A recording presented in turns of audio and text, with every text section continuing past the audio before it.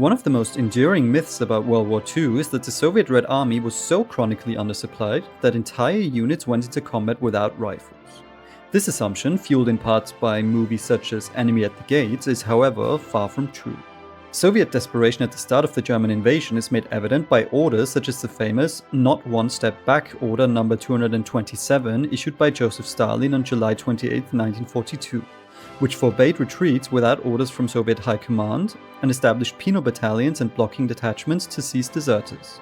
Reports of entire Soviet units going into combat unarmed, however, are inaccurate, and likely stem from accounts of the early days of the Battle of Stalingrad, where some badly undersupplied Soviet units were told to pick up small arms from fallen comrades. This was never a widespread phenomenon in the Red Army altogether, though.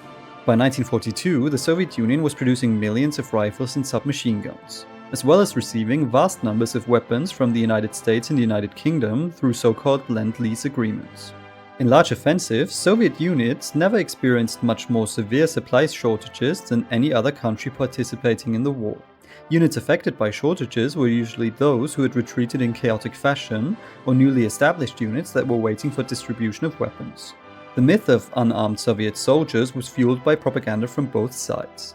The Germans used it to show the desperation of Soviet human wave attacks, whereas the Soviets portrayed it as an example of their soldiers' heroic sacrifice for the communist cause.